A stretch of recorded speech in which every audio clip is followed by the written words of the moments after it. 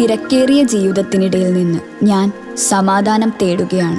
അതെ, a moment to nourish my soul.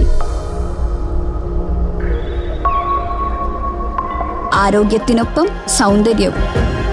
സമഗ്രമായ ആരോഗ്യത്തിൻ്റെയും സൗന്ദര്യത്തിൻ്റെയും പുതിയ തുടക്കത്തിനായി മട്ടാഞ്ചേരിയിൽ സ്ഥിതി ചെയ്യുന്ന ആയുർസ്പർശ് ആയുർവേദ ഹോസ്പിറ്റൽ നിങ്ങളേവരെയും സ്വാഗതം ചെയ്യുന്നു. ചുള്ളിക്കൽ കുടുംബ സംഘടനയുടെ ഗോൾഡൻ ജൂബിലി ആഘോഷങ്ങൾ നടന്നു.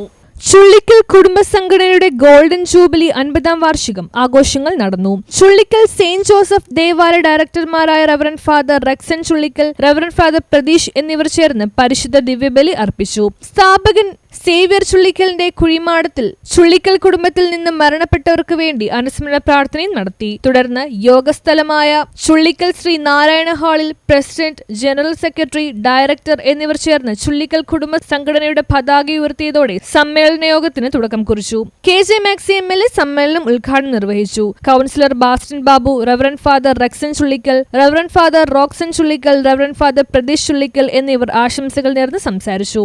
സിസ്റ്റർ ടെൻസി ചുള്ളിക്കൽ നയിച്ച ബൈബിൾ ക്വിസിൽ വിജയികൾക്ക് സമ്മാനങ്ങൾ നൽകി. വിവിധ മേഖലയിൽ നേട്ടങ്ങൾ കൈവരിച്ചവരെ ചടങ്ങിൽ അനുമോദിച്ചു. എറണാകുളം ലോ കോളേജിൽ നിന്ന് BCom LLBയിൽ നിയമബിരുദം നേടിയ അന്ന മരിയ, ക്രിസ്ത്യൻ സർവീസ് സൊസൈറ്റിയുടെ ബെസ്റ്റ് ലീഡറായി തിരഞ്ഞെടുക്കപ്പെട്ട CA ഫെലിക്സ്, സാമൂഹ്യ സേവന രംഗത്ത് ബെസ്റ്റ് സോഷ്യൽ വർക്കറായി തിരഞ്ഞെടുക്കപ്പെട്ട നിവിത ആന്റണി, ഗിന്നസ് ബുക്കിൽ ഇടം നേടിയ ലിമിഷ് അഗസ്റ്റിൻ, ജെൻസി ലിമിഷ് എന്നിവരെ പ്രത്യേകമായി ആദരിച്ചു. കഴിഞ്ഞ 50 വർഷമായി സംഘടനയിൽ ഔദ്യോഗിക ഭാരവാഹിയായി സേവനമനുഷ്ഠിക്കുകയും ജനറൽ സെക്രട്ടറിയുമായി തുടരുകയും ചെയ്യുന്ന CJ രാജനെ യോഗം ആദരിച്ചു. സംഘടനയുടെ നന്ദി സെക്രട്ടറി CS തങ്കച്ചൻ രേഖപ്പെടുത്തി.